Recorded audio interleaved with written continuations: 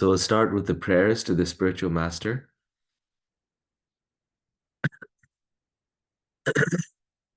Om Jnanam Timirandhasya Gyananjana Shalakaya Chakshurunmilitam Jena Tasmai Shri Gurave Namaha Shri Chaitanya Manobhishtam Stapitam Jena Bhutale Swayam Rupa Kadahmayam Dadati Swapadantikam Vandeham Shri Guru Shri Yuta Padakamalam Shri Gurun Vaishnavangsha Shri Rupam Sagrajatam Sahagana Raghunathanvitam Tam Sajivam Sadvaitam Savadhutam Parijana Sahitam Krishna Chaitanya Devam Shri Radha Krishna Padam Sahagana Lalita Shri Vishakhanvitangsha He Krishna Karuna Sindho Dinabandho Jagatpate Gopesha Gopika Kanta Radha Kanta Namostute Tapta Kanchana Gaurangi Radhe Vrindavaneshwari Vrishabhanu Suti Devi Pranamami Hari Priye Vanchakalpatarubhyascha Kripasindhubhya eva cha Patitanam pavanebhyo Vaishnavebhyo namo namaha Jai Shri Krishna Chaitanya Prabhu Nityananda Shri Advaita Gadadhara Shivasadi Gaur Bhaktavinda Hare Krishna, Hare Krishna, Krishna Krishna, Hare Hare, Hare Rama, Hare Rama, Rama Rama, Hare Hare.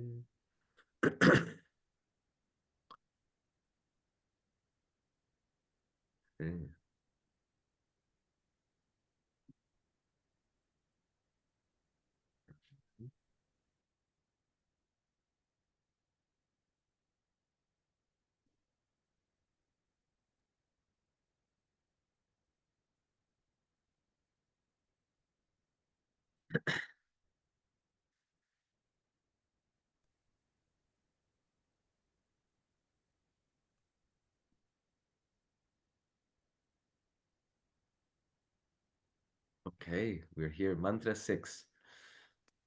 Om Namo Bhagavate Vasudevaya. So we will start by reading this.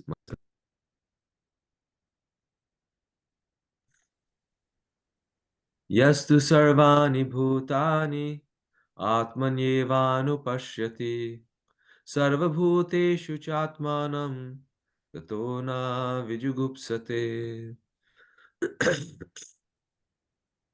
He who sees everything in relation to the Supreme Lord, who sees all living entities as his parts and parcels, and who sees the Supreme Lord within everything, never hates anything or any being. Wow, what an amazing verse. So, who remembers what were we speaking about in the last few verses? What was the main theme, or the main mood of those verses?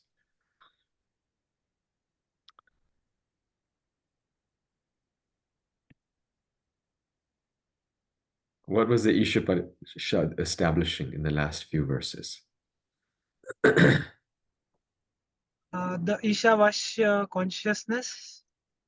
That's very good. So that was right in the beginning, that Krishna is the complete whole, everything emanates from Krishna, everything belongs to Krishna. Therefore, we should act in the Ishavasya conception, which was the first verse, the invocation, then the first verse. And then the next two verses describe the result of doing it and the result of not doing it. So that's verses 2 and 3. And then what was the theme of verses 4 and 5?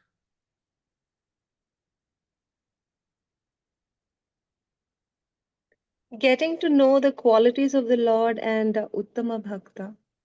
Mm, nice. Getting to know the qualities of the Lord and the Uttama Bhakta, the highest devotee. Okay. And what was the main discussion about the quality of the Lord?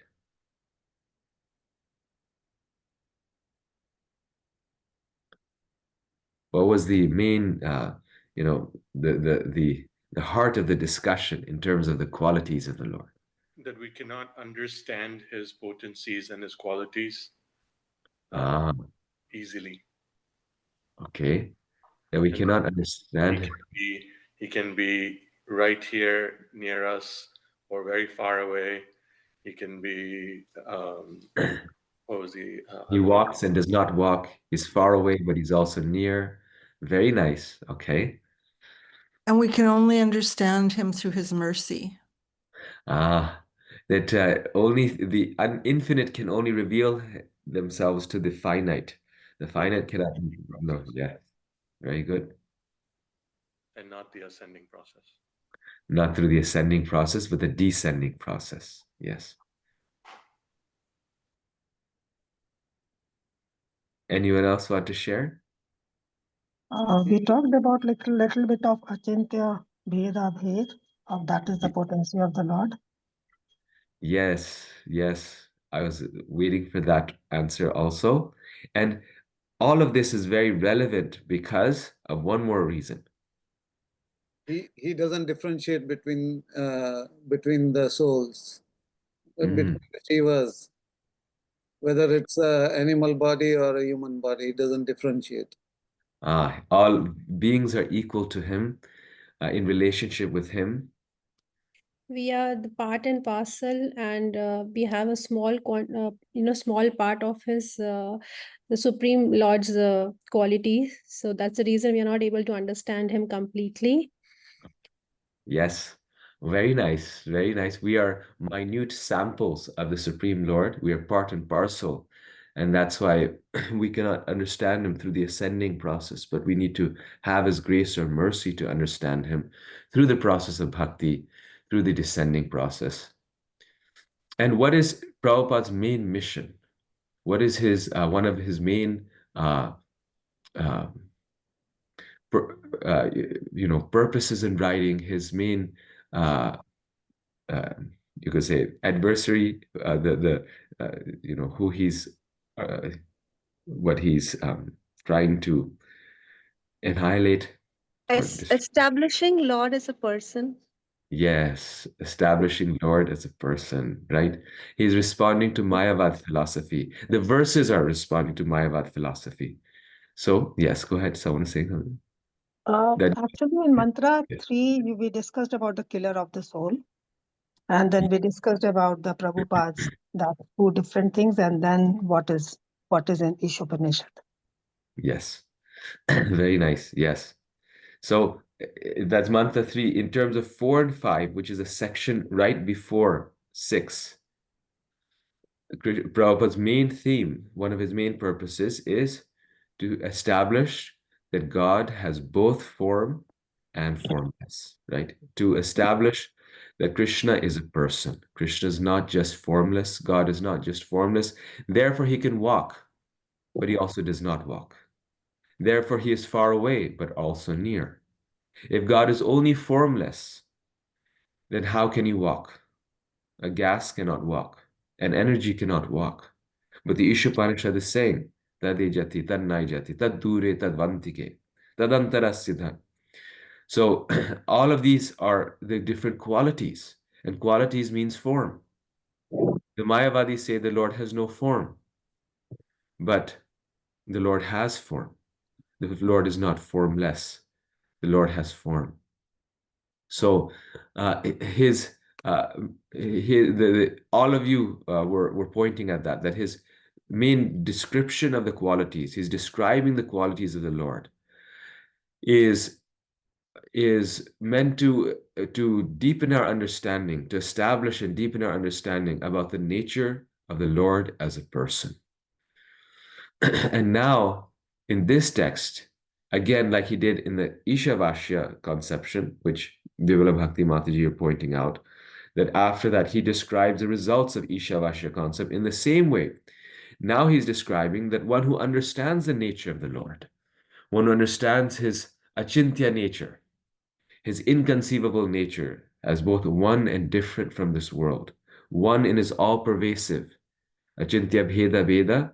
One of you mentioned this. He's one with this world. In that way, he's formless, but he's also different from this world. He's transcendent. One who understands this nature, this transcendental nature of the Lord, yet immanent nature of the Lord, sees everything in relation to the Supreme Lord, who sees all living entities as his parts and parcels, and who sees the Supreme Lord within everything, never hates anything or any being. You see, if Krishna is just impersonal, then you cannot see everything in relation to the Supreme Lord. Why? Because then everything is the Lord. So how can you see things in relation with the Lord? If everything is the Lord, that's called pantheism, right? Pantheism is the world is God. And if you just see the Lord as a person, transcendent to this world, then you cannot see the world in relation to him, because the Lord then has nothing to do with this world. So this core philosophical, principle of achintya bheda bheda is so important, of oneness and difference, because then we can see everything in relation to the Lord. All persons, all places, all things, all situations, all forms of happiness and distress, we can see that as a Lord appearing to us or coming to us through these different experiences. And one who sees the Lord and everything in relation to the Lord sees all living beings as his parts and parcels, then you'll know, okay, everything is Krishna's energy. So this annoying neighbor that I have is also Krishna's energy, and he's part and parcel of Krishna. This living being, this little ant, this mouse, this squirrel is part and parcel of Krishna. And when we have that conception, then we never hate any being or anything in this world. Then we understand that, well, everything is related with Krishna. So ultimately, in essence, everything is good. Everyone is good and everything is good. They are acting or misbehaving due to their past karmas and due to my past karmas. I'm in touch with them. But in fact, they are a pure soul who have forgotten their eternal nature. Just like a snake, right? A snake comes and bites us sometimes. But luckily not, it doesn't bite us, but it bites people sometimes. So it's a snake is very dangerous. We stay away from a snake, right? Yet at the same time, it's not like we hate a snake. We really,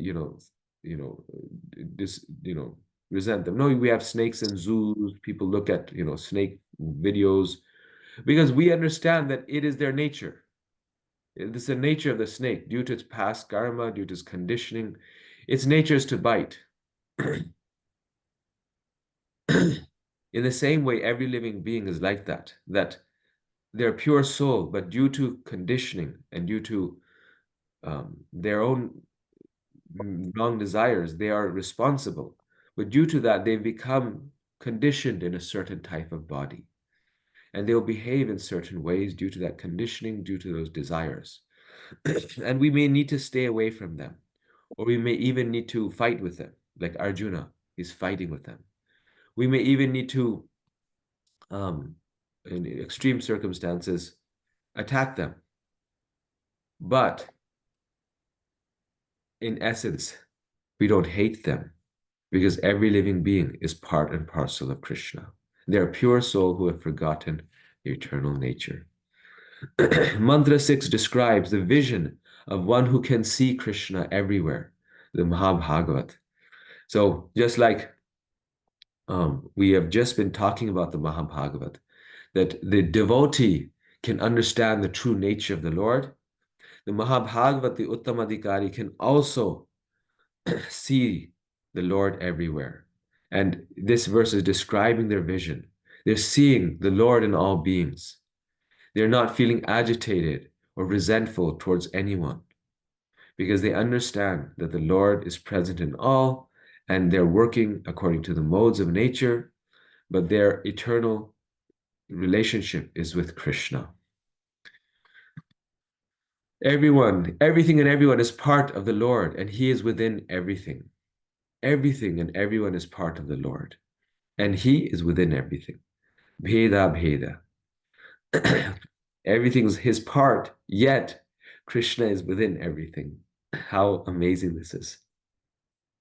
It's like it's like you have a cake, and the whipping cream, the cherries, everything is part of the cake. But imagine if the cake is present within every, strawberry and cherry on top of the cake. So Krishna's like that. Everything is part of him, yet he remains a complete whole because he's inside everything also. In Mantra 6, the devotee sees everything and everyone in relation to the Supreme Lord. As we engage in practicing devotional service and receiving knowledge of the Supreme Lord under the guidance of a bona fide spiritual master, we begin to recognize other living entities also as spirit souls of the same spiritual nature as ourselves and the Lord.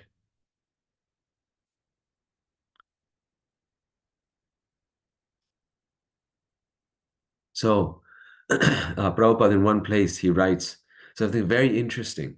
He says that the process of accepting a spiritual master is the process of reminding ourselves that we are the servant of Krishna, that our eternal nature is to be a servant, because the spiritual master is a master, right? The spiritual master is someone we serve. And by serving a devotee who is spiritually more advanced than us, we are reminded that our nature is to serve, not to be master. Because service is not easy, right? Giving up our false ego is the easiest thing, but it's the hardest thing.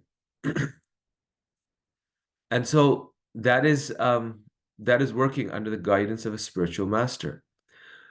And what does that do? That trains us in that mindset. And then what we are able to do is we are able to see that every living being is our spiritual master.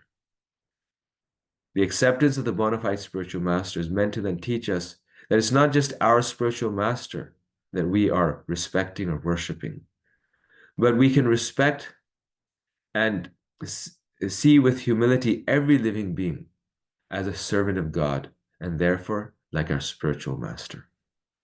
Okay. So in the Kanishta Adhikari platform, we only see God as our master. When we're materialists, we don't see anyone as our master. We think I'm the top boss, right? The top dog. It's me.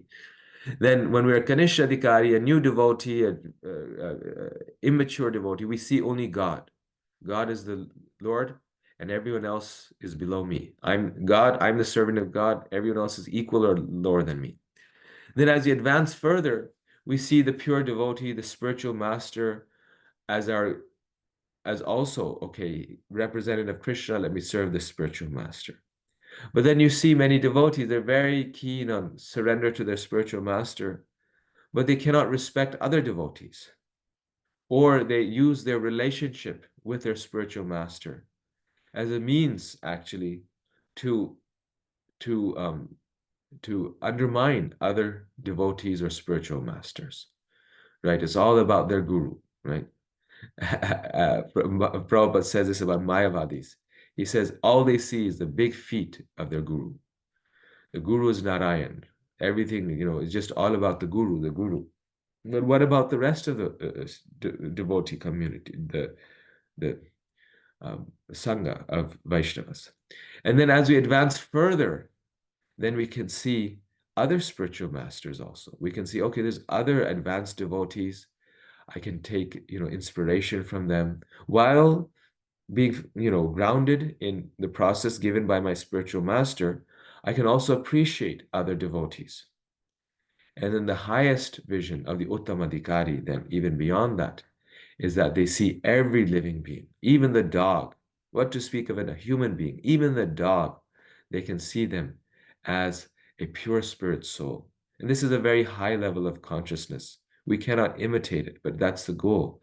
They can see that they're a spirit soul and they're a devotee of Krishna. And they genuinely feel that they're more advanced than me. Because look, they are a devotee of Krishna. I'm not a devotee of Krishna. So that is the highest vision.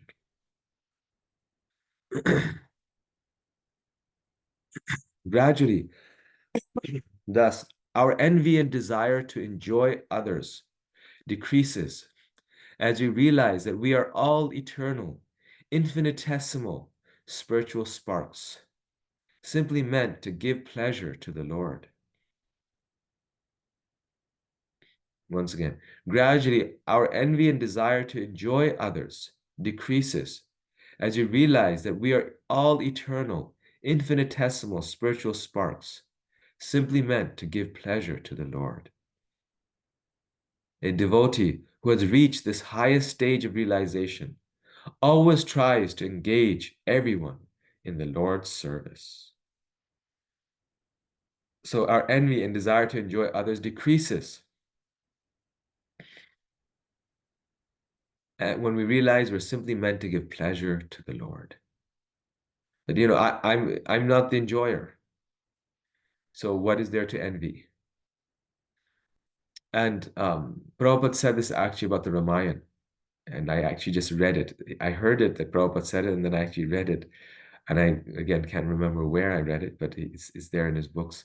He says that if one reads the Ramayana, it removes envy from the heart. And why is that? Because we find the Ramayana is so, not even just the reading, if you watch the film by Ramananda Sagar, you see like Lord Ram is always trying to serve everyone, right? His mood is never the enjoyer. Like, he's supposed to have the kingdom. Due to providence, his brother Bharat is now getting the kingdom. And, by her hook and crook, Kaikai's, plotting. And he can easily fight against it. He has the power to fight over it. But he's like, oh, this is meant to be. This is the Lord's plan. Of course, he's the Lord, but he's showing by example. So he goes to the forest happily for 14 years and gives the kingdom to his brother Bharat. Of course, his brother Bharat doesn't want it, but he gives it to him. And in this way satisfies Kaikai. What do we learn from this, right? No envy, no desire to enjoy others.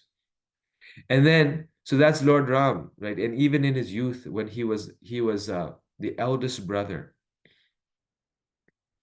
even in his youth, as he was the eldest brother, he was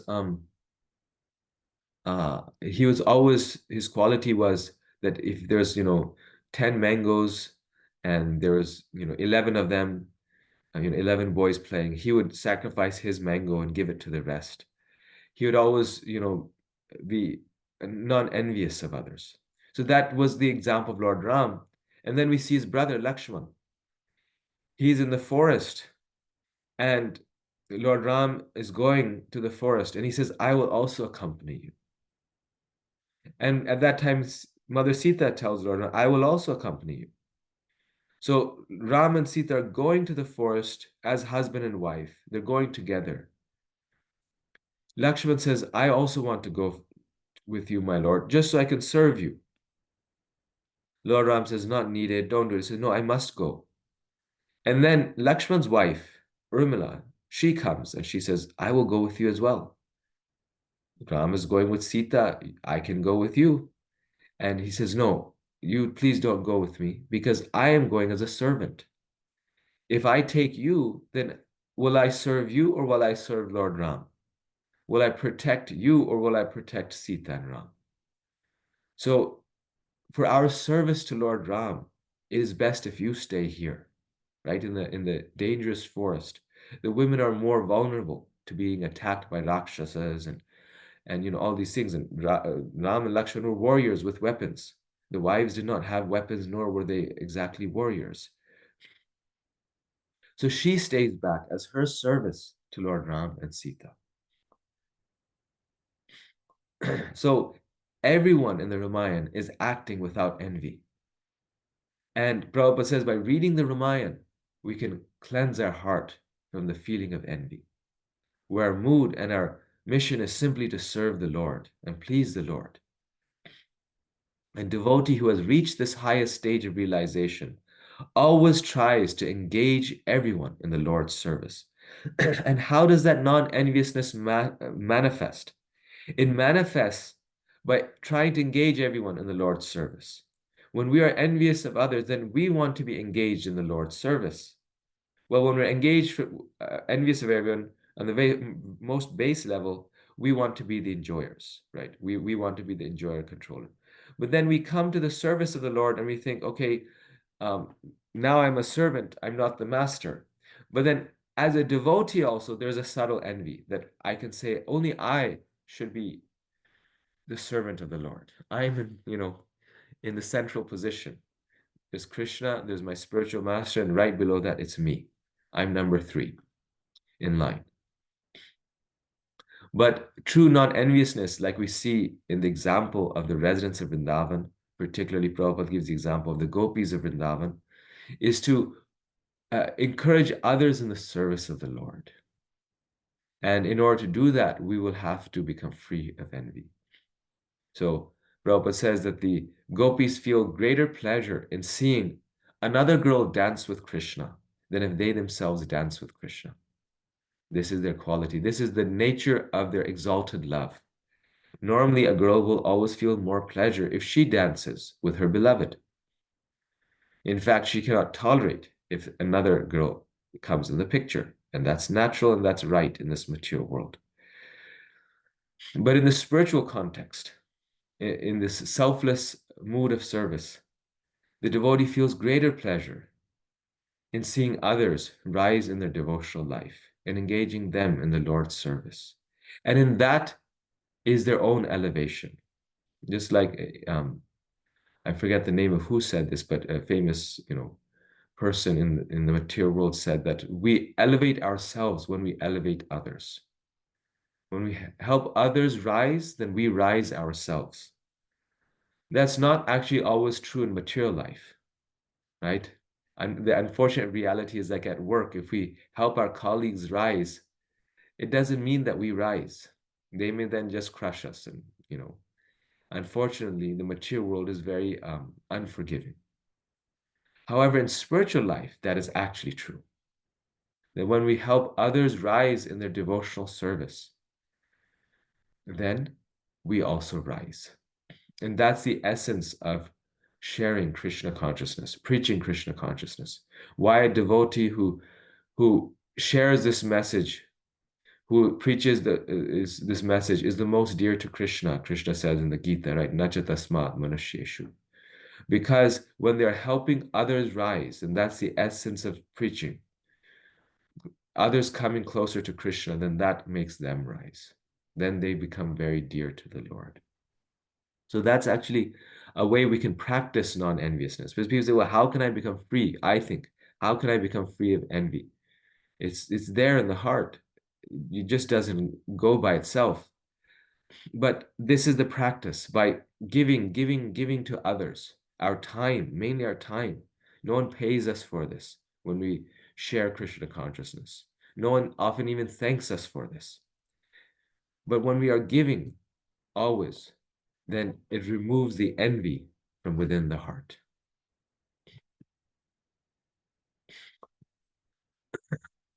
Three conditions for achieving a non-envious consciousness. What are these three conditions? This whole verse is just on this point, and it's so relevant. Just this morning, I was thinking of this, and then this verse came. It was just like, so amazing. These scriptures are so living. These three conditions are seeing everything in relation to the Supreme Lord. See all entities as his parts and parcels, and see him within everything.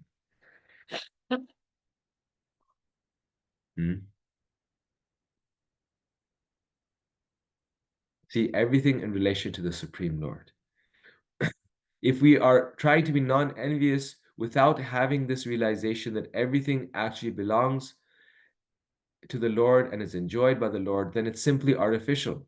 We can only become non-envious when we know that Krishna is the Supreme Lord and everything is related with him. Seeing all entities as his parts and parcels. Everyone has an equal standing in front of the Lord. Everyone is his part and parcel. And seeing everything within him. Bhoktaram yagyatapasam sarvaloka maheshwaram suhridam sarvabhutaram gyatva mam shantim richati. Everything is controlled and owned by the Lord. Everything is within him. Then we can achieve non-envious consciousness. And then I already talked about this, but now it's nice we're just kind of reviewing the points here. There's 3 levels of devotees. And according to our level of advancement, according to the level of our non-enviousness, we are a Kanishta, Madhyam, or Uttadhikari. The Kanishta Adhikari goes to the church, the temple or mosque, considers God to be present only there, doesn't know who is in which position spiritually or who is realized, and is mechanical and quarrelsome. So they only see the Lord as someone who is their master. The Madhyam Adhikari recognizes 4 different categories and relates with them differently. So he understands that, okay, there's others who are more advanced and others who are equally advanced. So what are these 4 different categories? Someone mentioned one. Prema? 4 different categories of persons or people, like, yeah. Is it Guna?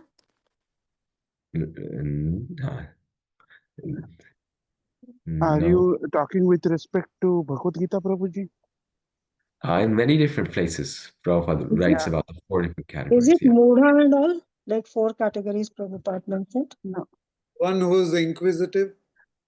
Not That those. is, No. yeah. Is it They about wrote them learning, differently. how they learn? The 4 categories. Superior, equal, and who are still below us in devotional service. That's close. That's close. So, Prabhu, like Uttam Adhikari, Madhyam Adhikari, and Kanishta Adhikari. Is it right? That is the different levels of devotees, but not the 4 categories being referred here. So Prabhuji, the first who knows the Supreme Lord, and the 1 categories of the atheist. Okay. So you mentioned one. Very good. So one of the categories is the Supreme Lord, Ishvara. So he sees Lord. Ananda Gopika Mataji, did you have some? Prabhu, it is Prema, Maitri, Kripa, Upeksha. So Madhyam Adhikari does Prema with the Lord. That is what Silki Mataji said. And Maitri is with the friends or at the same level. That would be Maitri with the devotees. Okay, very good. Yes, very good. Okay, I see. You're referring to that. So one of the categories is the Supreme Lord. Let's just do it in English right now. The Supreme Lord, the devotee, the Madhyam Adhikari, sees the Lord. He understands that God is God, God is one, and I worship God. What's the second category? Jiva Towards the devotees? He understands those who are more advanced to him in spiritual life, right? The advanced devotees, that is one. And to such a devotee, he serves them and takes guidance from them. Then, as many of you mentioned, he understands friends. Some people are equal, or no, sorry, I'm now getting confused. So he understands the Lord, he understands the devotees. The devotees, he takes guidance and makes friendship with them. So there's a Lord, one category, then there's a devotees. And of course, there's different levels of devotees, the Uttam, Madhyam, and Kanishta Adhikari. So that's subcategories of the devotees. You have devotees and you have three different levels of devotees, Uttam, Madhyam, and Kanishta. And then you have the innocent. The third category is the innocent. How does he relate to the innocent? He's merciful to the innocent.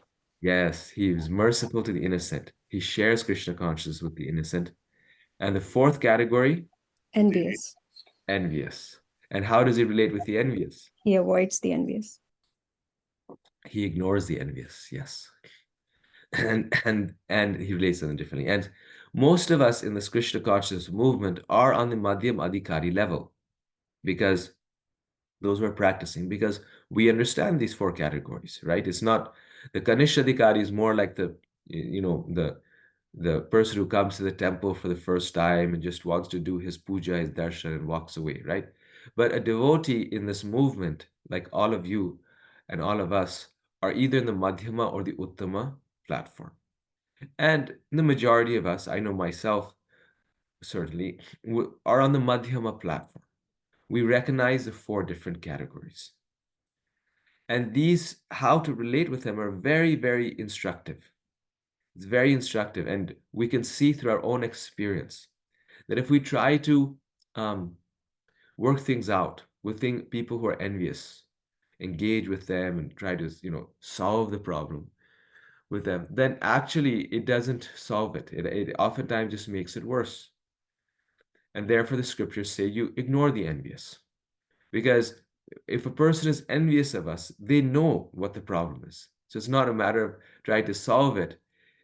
It's they know what the problem is, but they don't they resent another person's success or another person's happiness. So the scriptures say, as a devotee, we don't fight with them, we just ignore them. We even don't try to solve it, we just ignore it. Let Krishna solve it over time. With the innocent, we reach out to them because they're actually sleeping and they're happy to be awakened. The envious are those who are not sleeping, but they're acting like they're sleeping.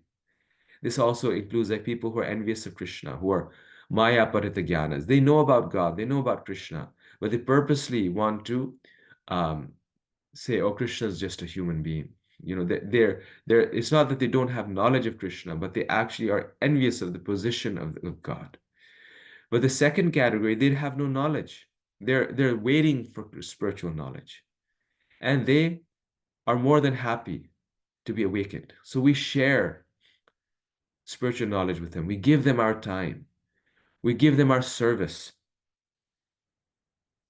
because they are ready for spiritual life. Then a higher is devotees.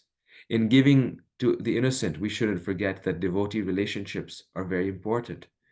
We need our own nourishment. We need to advance in spiritual life, come close to Krishna. And the way we do that is by becoming close to the devotees. And finally, we worship, chant, pray about the Lord, Krishna, Ishvara. On the Madhyam Adhikari level, by relating with four different types of people in different ways, Prabhupada explains in this purport, these four different types of persons, we can make a lot of advancement in spiritual life. We can advance very rapidly because this is the path for advancement. But that's not the end goal. The end goal is Uttamadhikari. Until we reach this point, we can't be on this point artificially, then we must act on the Madhyamadhikari level. But someone say, but why are you making distinctions, all these? Absolutely, we agree. Just become an Uttamadhikari. That's our goal. But it takes a process to reach the goal. Uttamadhikari sees everything in relation with Krishna. Doesn't discriminate between different categories. Even with the envious, he can embrace them. Have no problems because he doesn't feel anything. He has no material desires. If the envious throws him in a ditch, it's fine, no problem. They're in ecstatic love for Krishna, seeing all on the spiritual platform, regardless of their material situation. So this is important. We must see everyone on a spiritual platform. Even as a Madhyamadhikari, we should not judge people even if they have a bad reputation or they're not well known, or they're they seem to be always in a mess, whatever it is, we should a devotee doesn't see people on a material platform. We should see that we should see the good in them. We should see that they are a devotee and they're advancing somehow or the other. We should see the inner advancement, not the external manifestation. Sees how everyone is relating with Krishna and simply tries to do good for them, regardless of how they act. Sees everyone in relation with Krishna and therefore simply tries to do good for them. He sees that they are all obeying Lord Krishna, even if unwillingly. They're all obeying Krishna. Everyone's following Krishna's plan. At the end of the day, everything in this mature world is good.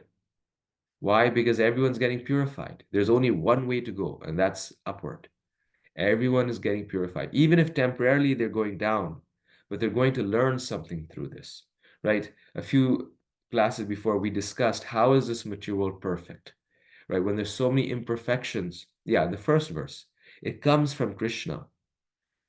It's perfectly complete. And this mature world comes from Krishna, and it's saying, Isopanisad is saying it's perfectly complete. But how is it complete? How is it perfect when there's so many imperfections? So we said it's perfect because it's perfect for its purpose. It's perfect for its purpose. So that means that the material world perfectly teaches every soul whatever they need to learn. It's perfect for its purpose.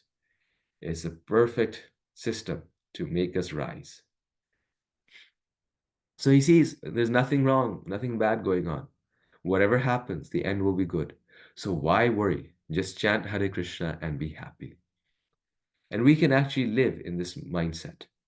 See, we have to deal with the problems, but the worry is optional.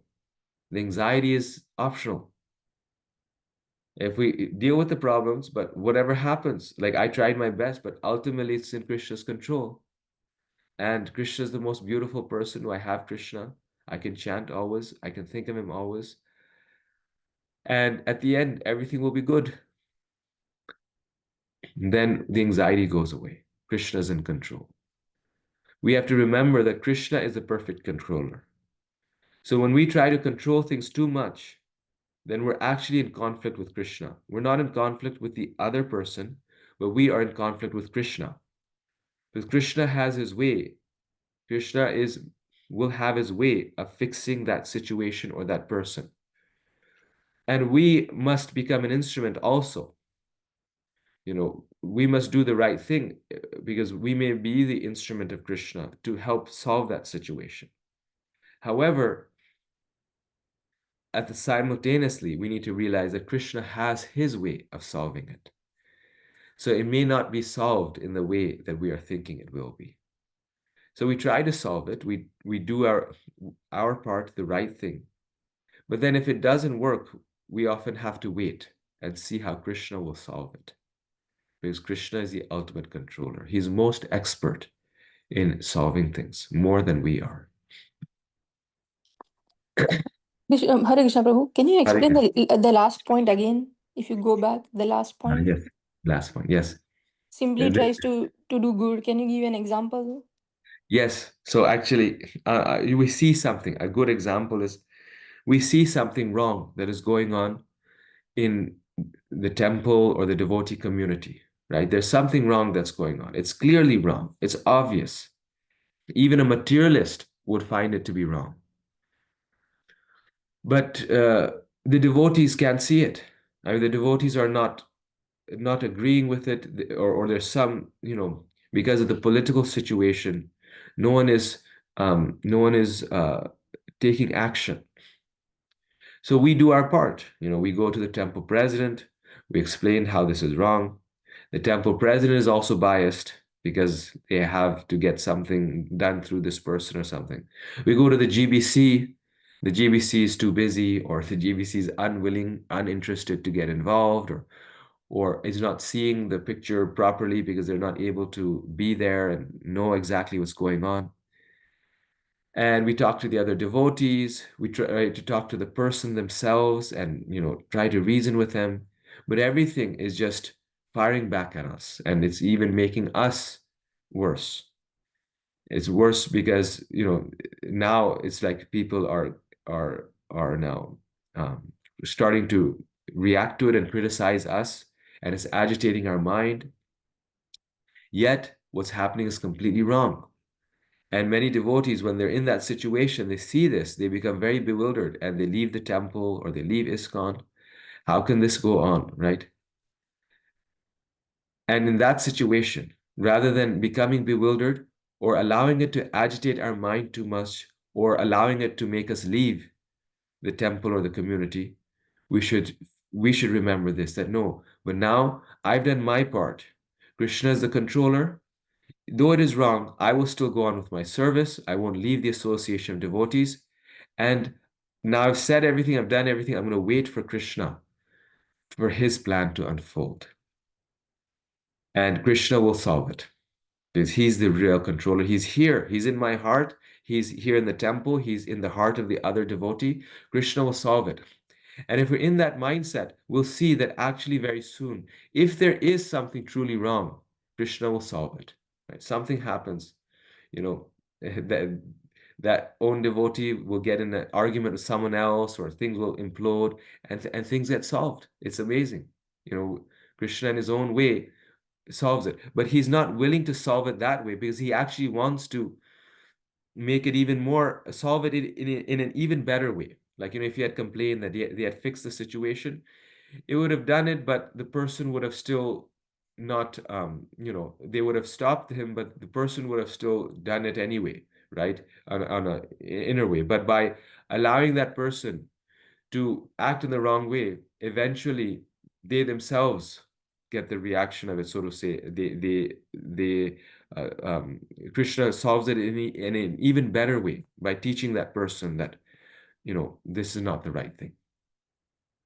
So very often we have to just wait for Krishna. We do the right thing. We do our part. We have to do our part. But then if we're unsuccessful, we realize, okay, Krishna has some plan here. That's why things are not moving forward. So just like the Pandavas were also like this. The Pandavas, they waited until Krishna gave them the clear signal that now, yes, go to battle. They should have gone to battle years before, right after 13 years before, right after Draupadi was insulted. They had the full moral right to go to battle. But they didn't go. Right? They waited until Krishna said, okay, I'm the controller. Krishna is the controller. Now you should fight. All avenues have been closed. All peace formulas have been tried. Now I will be there guiding your chariot and you fight. So Krishna sometimes makes us wait. And that is Krishna's plan. That's our part, to wait for his plan. So application, imitation versus practice. Don't imitate the Uttamadhikari. You'll become a false philanthropist. Prabhupada says, don't imitate the Uttamadhikari. Because by reading this, sometimes we get inspired that, okay, I'll just see good in everyone. I won't say or do anything. To achieve universal peace and brotherhood, you have to learn from Uttamadhikari, who will teach you how to actually come to the spiritual platform. See, this is the problem. This is the issue with the modern meditation groups and the self-help groups, is that they're all just, they sit in a room and like, you're good, I'm good, we'll feel right. I feel good, you feel good. And everyone feels good for that 1 hour. And that's why they keep coming. It's like, okay, this session, it makes me feel good. It's all a feel-good session. But the moment they walk out, they're in the car arguing with someone. The whole thing is just back where it was. Because they actually don't know how to come to the spiritual platform. And the Uttamadhikari will actually teach a person that from within the heart, how can we purify the heart to come to that platform?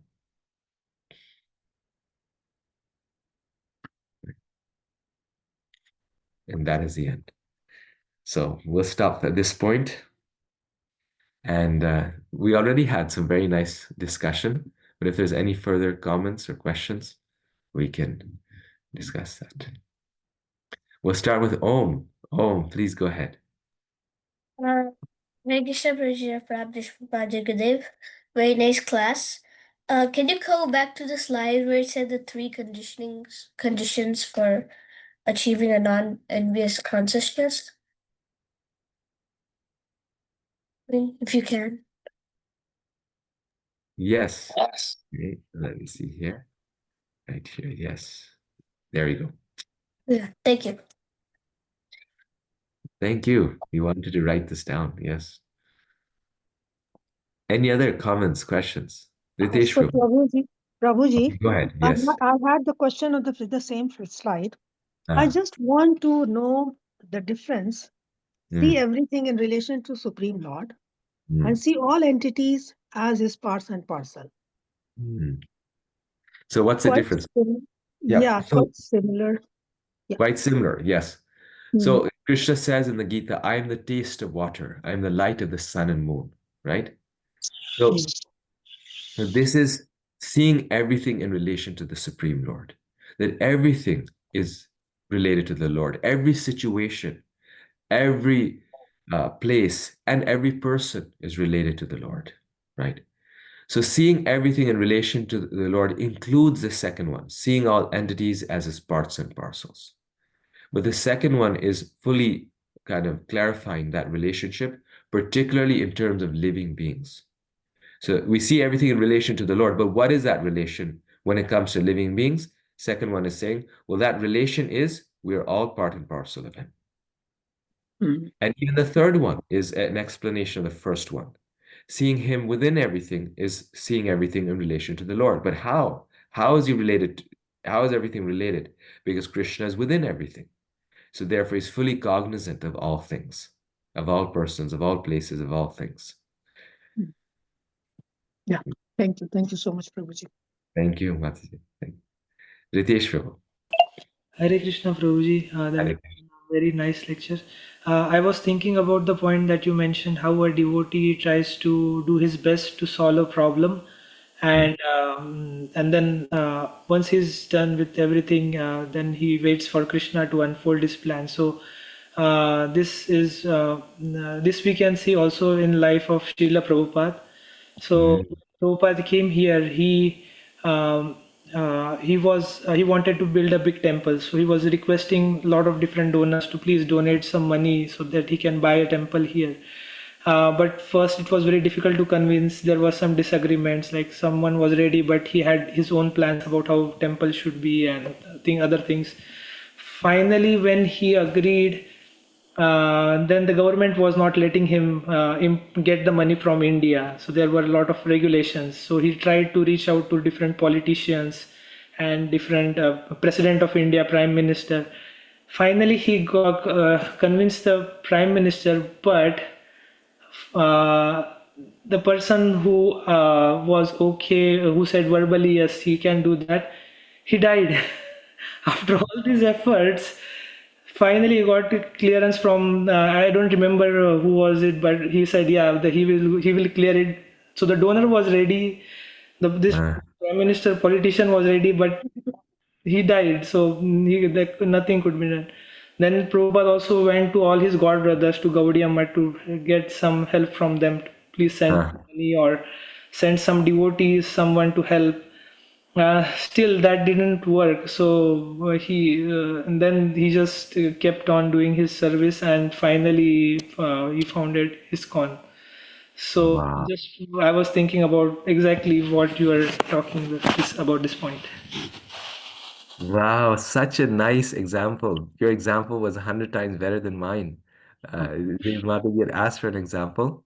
And just so all of you know, Ritesh Prabhu is running a daily Prabhupada Lilamrit reading group. So they read every day, and this is why he's sharing this sweet pastime. This is where it's coming from.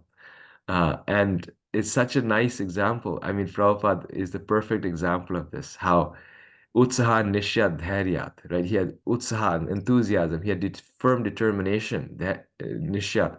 But then the hardest part is dharyat. He also had patience. And so where was this, Prabhu? In which city was he trying to establish the temple in America? Do you remember? Um,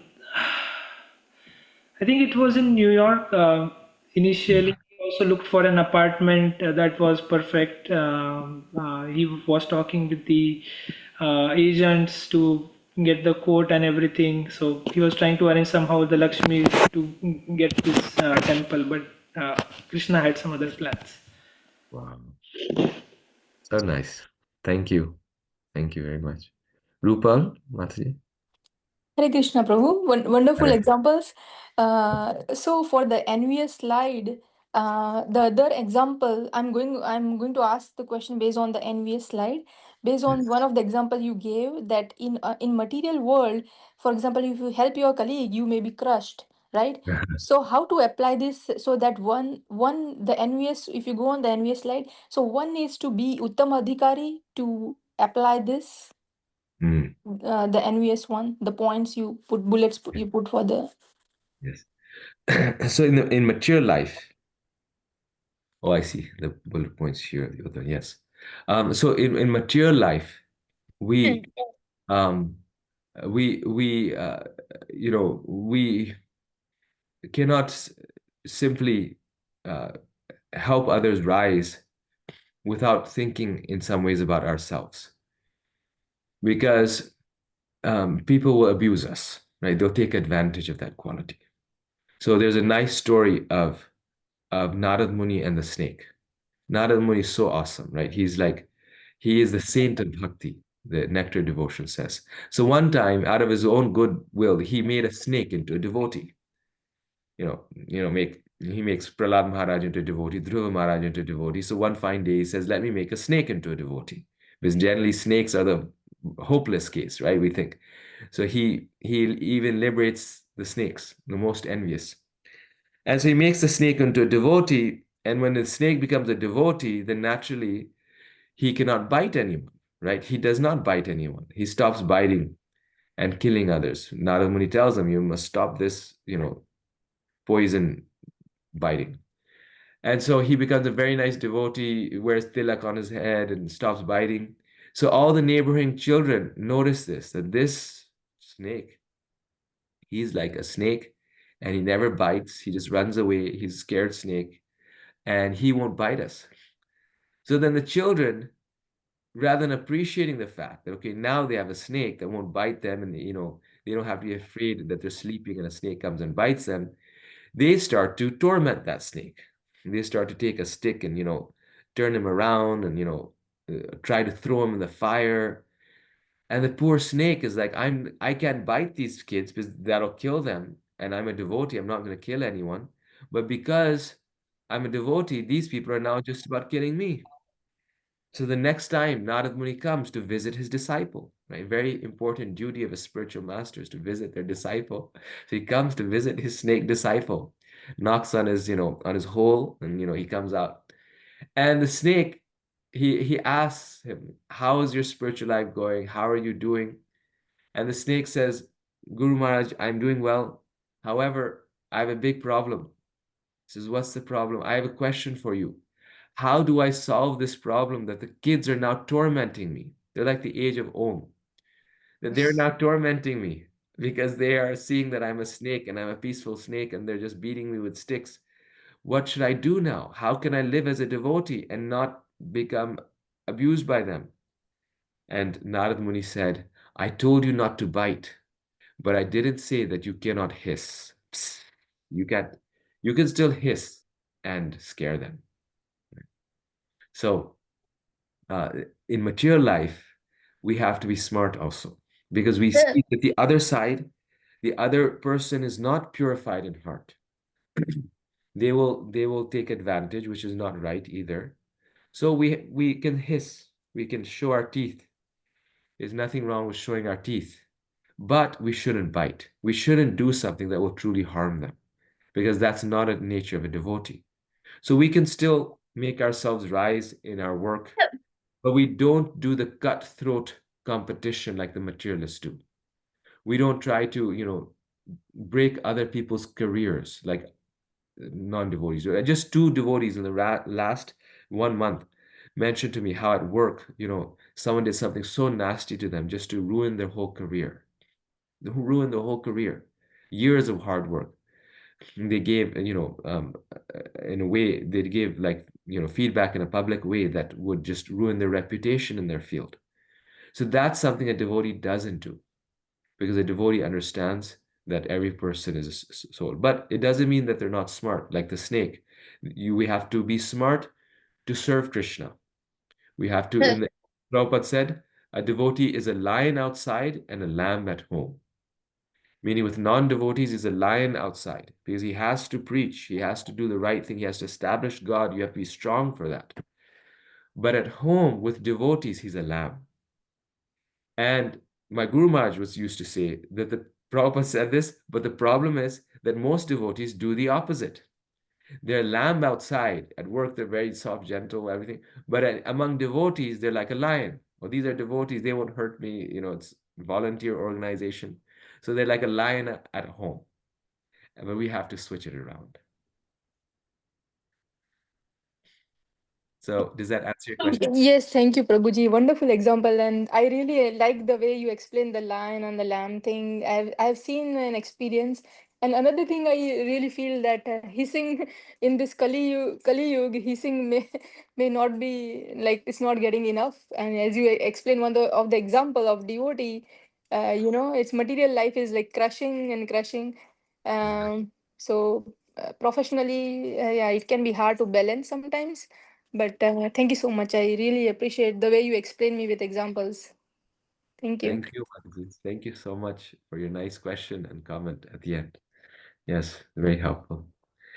I see that Madan Gopal Prabhu is also on the call. Prabhu, thank you for giving us your blessed association. I should have, thanked you before, but just now saw. Oh, no, I always learn something new when I join you. So I always look forward to whenever I can. Thank you. Thank you, bro. You have a lot of experience on these issues. Do you have any further thoughts on this? You already covered most of it. What I have seen, and this you framed it very beautifully in, of course, the way you structure, the Madhyamuttam and so on, is that a lot of our devotees, like you're saying, applying practically, that we hesitate to apply this. And we hide behind this idea, who am I to judge? You see, and I think that's a false application of false understanding of humility. Who am I to judge? Who is Uttam, Madhyama, and Kanishta? But Rupa Goswami in Nectar of Instruction, he's instructing us, you better know. So you know how to appropriately respect the different levels. So like when you approach Kanishta, and you have to know how to identify them. These are very clear, objective ways to identify them. Why should we? Because everybody rubs off on us. And so we want to get more of that golden dust from the Uttama Adhikari's lotus feet rubbing off on us. And then if someone is, they're devotees, but they're not progressive, or they're not, they're regressive in certain ways, but because they're devotees, we offer them respect from a distance. So even the lowest of the low in the categories, we offer respect. So that's bare minimum. There's no question of disrespect. There's no question of making a face. But we should know who to get closer to, who to serve, and who to keep some distance while still offering respect. It's perfectly fine, and not just fine. It's imperative for our progress. So I just want to kind of get that out there, that we shouldn't shy away from following these instructions of Rupa Goswami. They're meant for beginners and advanced devotees alike. Hare Krishna. Thank you, Prabhu. Actually, it is really special, really meaningful, your comment, because this is something we encounter daily or often in our spiritual progress, like in our spiritual lives. Like, should I say something? Should I not? Should I judge and should I not? But what you're telling us is kind of a humble approach to judging, differentiation, that, okay, this is good association or this is correct, this is not, is something that's recommended. And I think, like you're saying, it's Rupa Goswami is telling us that we need to have our our principles clear. We need to understand what is the spiritual path. Very nice. Thank you, Prabhu. Very wonderful. Okay, Haripriya, we are ready for the summary. Yes. So, I was not able to write anything at the last, but I wrote in the beginning and in the middle. So, we see that how, like, when we have a conception that everything is connected to Krishna, that we do not hate anything. And then we can see it how Mantra 6 describes the vision of one who can see Krishna everywhere, Mahabhagavad. And then everything and everyone is a part of Krishna, and he at the same time is within everything and everyone. And you described the example of the cake, that where, like, there's a cake and it has like different types of fruits on it, and the cake is at the same time present in each of the fruit. And then we saw that how as soon as we serve under guidance of spiritual master, we began to understand that all the other living entities are of the same spiritual nature as us ourselves. Gradually our envy and sense to enjoy others decreases. A devotee at the highest post always tries to engage everyone in the Lord's service. And then the three types of people: Kanishta Adhikari, Madhyam Adhikari, and Uttam Adhikari. And one last point that I wrote was that, like, we should not try to imitate a greater devotee like Uttam Adhikari or so. Thank you, Hare Krishna.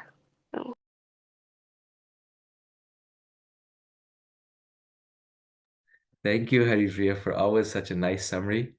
You bring it all together for us at the end. Thank you, everyone, for joining. We'll continue next time, just like today. And please continue doing the homework and the reading. The most important part is the reading. So we discuss, but it's not a very long, just one verse with a purport. Please read it and then do the homework, the questions, which we shared on the group. Hare Krishna. Hare Krishna, Prabhuji, get well soon. Hare Krishna. Thank you. Hare Krishna, Prabhuji, Dhanavad Pranam. Thank you so much. Hare Hare Krishna, Prabhuji. Hare Krishna, Dhanavad Pranam, Prabhuji. Hare Krishna. Krishna Buddha ki jai. Hare Krishna, Prabhuji. Thank you.